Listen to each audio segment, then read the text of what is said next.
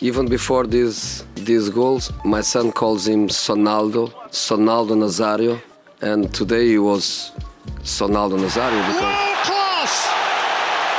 손흥민이 국제축구연맹이 선정한 2022년에 활약한 선수들의 당당히 이름을 올렸습니다. 지난해 12월 31일 피파 공식 SNS에 올라온 사진에서 손흥민은 월드컵에 입맞춤을 하고 있는 리오넬 메시의 오른쪽에 자리하고 있는데요. 세계 최고의 축구 선수 옆에 어깨를 나란히 하는 것만으로도 요즘 손흥민 선수를 응원하는 입장에서 조금은 위안이 되는 장면이었습니다. 새해 1월 1일 영국 런던 토트넘 호스퍼 스타디움에서 잉글랜드 프리미어리그 18라운드 토트넘과 아스톤 빌라의 경기가 있었습니다. 이날 역시 선발로 손흥민 선수와 페리시치가 같이 출전하였습니다. 전반 초반부터 토트넘이 강력한 전방 압박을 통해 상대팀을 압박하였는데요. 그에 맞서는 상대는 수비를 6명을 세우는 2-2-6 전술로 단단히 걸어 잠그고 토트넘의 공격을 받아내며 역습 찬스를 노렸습니다.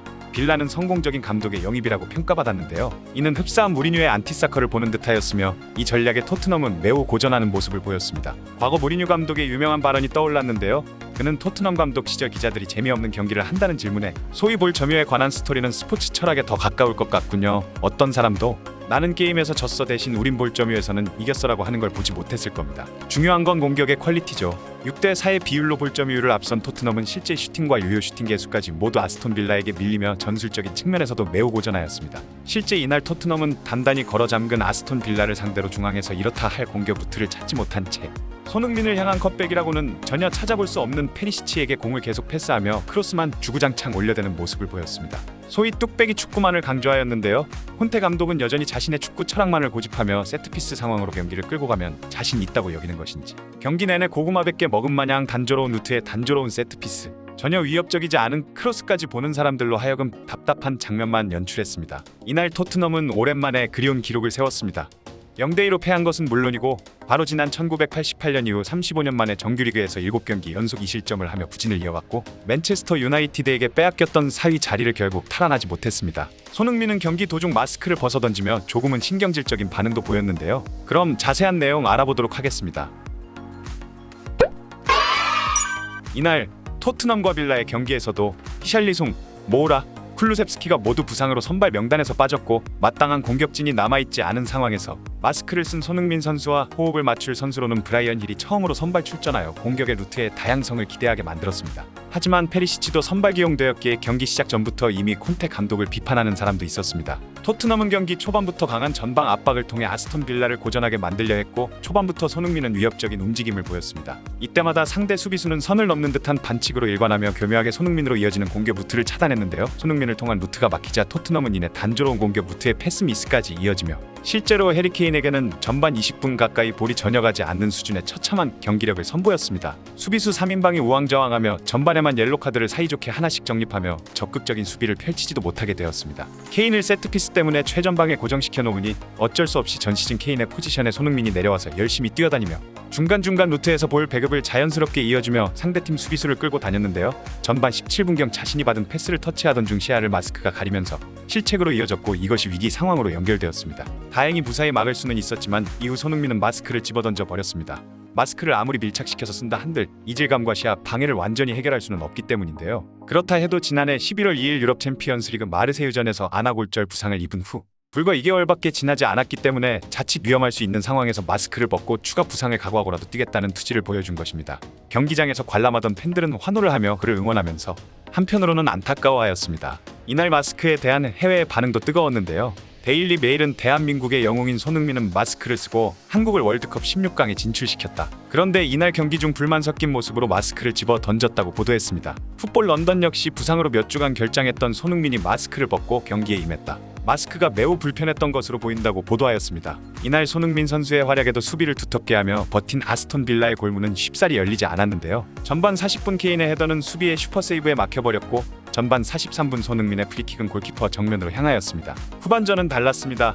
팽팽해 보이던 균형은 순식간에 깨졌는데요. 아스톤 빌라의 더글라스 루이지의 중거리 슛을 요리스 골키퍼가 쳐내자 올리 와킨슨이 다시 잡아서 침착하게 옆으로 내줬고 이를 받은 부엔디아가 논스톱 슛으로 깔끔하게 골을 성공시킨 것이었습니다. 다급해진 손흥민은 드리블 돌파를 시도하며 공격을 이어가려 하였으나 번번이 절묘한 반칙에 막혔고 브라이언 힐은 적극적인 움직임을 보였으나 이렇다 할 활약을 하지 못했습니다. 공격 자원이 마땅히 없던 토트넘은 후반 18분 힐 대신에 라이언 세세뇽을 투입시키며 변화를 노렸습니다. 후반 23분 손흥민의 헤딩 패스에 이은 케인의 슛이 골대를 벗어나면서 송키디오의 부활은 다음 기회로 미룰 수밖에 없게 되었습니다. 후반 28분 토트넘은 훨씬 많은 수비 상황에서도 우왕좌왕하는 동안 빌라에 준 맥긴의 킬 패스를 받은 루이즈가 수비라인 깨트리며 정확하게 슛을 했고 이것이 득점으로 이어지며 토트넘의 분위기는 급속도로 가라앉아 버렸습니다. 토트넘은 로얄 사르 등을 교체 투입하였지만 이렇다 할 공격 찬스조차 없었고 마스크를 쓰지 않은 손흥민은 계속해서 고의적인 파울로 공격을 끊긴 나머지 심판에게 화를 내면서까지 경기를 하는 열정을 보였습니다. 손흥민과 케인의 연결고리가 끊어진 토트넘은 이전 경기와 마찬가지로 무기력한 모습을 보이며 경기는 종료되었습니다.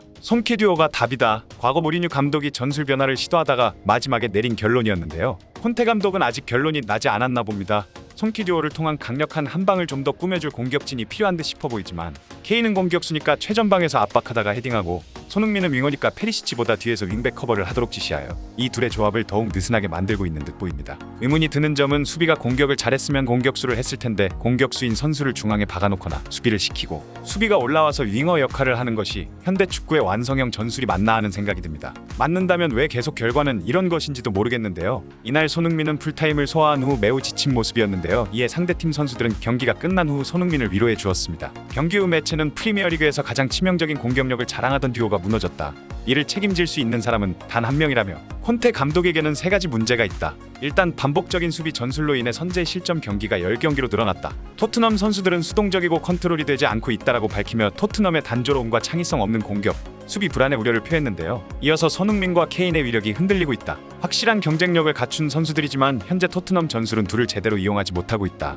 선수들에게도 문제가 있지만 가장 큰 문제는 감독 때문이라고 전했는데요. 문제는 콘테 감독의 발언으로 봤을 때 앞으로 더욱 걱정이 앞선다는 것입니다.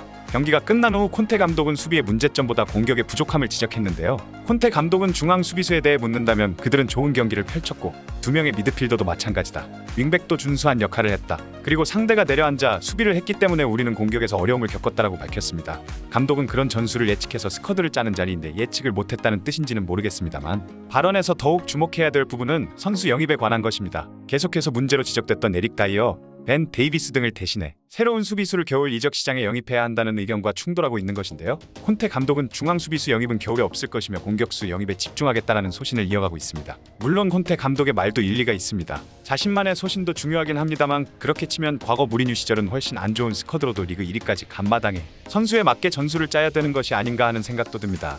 자신의 철학도 중요하지만 가변적으로 창의성을 발휘해야 하는 것인데 그렇지 못하니 팀의 컬러 역시 창의적인 공격이라고는 찾아볼 수가 없는 데다 크로스만 올리다가 중간 역습 시 소위 자동문이라고 불리는 수비 조직력으로 매 경기 실점하고 있는 것입니다. 손흥민만 지켜보더라도 이렇게까지 활용을 못하는 감독이 있을까 싶은 수준인데요. 한국인으로서 토트넘을 응원하는 것은 손흥민의 골을 보고 싶기 때문인 것도 사실인데 무리하게 요구하는 것이 아니라 원래 잘하는 사람을 이렇게까지 억제기를 달아놓고 활용하지 못하는 상황을 보는 팬들에게 콘테 감독을 응원하고 지지해달라는 것은 모두를 성인군자로 만들고 싶은 게 아닌가 싶습니다. 실제 잠을 아껴가며 토트넘 응원하는 분들은 몸에 사리가 생길 지경입니다. 무리뉴 시절 재미없는 경기로 토트넘을 욕했지만 중간중간 시원한 역습, 송키듀오의 활약은 그 지루함을 한 방에 날려줄 통쾌함을 선사했습니다. 손흥민을 응원하는 여러분들께 조금은 위안이 되셨기를 바라면서 5일에 열릴 경기에서는 손흥민의 공격력이 살아나고 토트넘도 더 좋은 경기를 보여 즐거움이 가득했으면 좋겠습니다. 여러분의 생각은 어떠신가요? 오늘 내용은 여기까지이며 경기를 보지 않은 분들이 승자입니다. 여러분의 소중한 의견은 콘텐츠의 질을 높이는 데 큰 도움이 됩니다. 오늘의 한마디, 손날도 이적이 답이다. 시청해주셔서 감사합니다.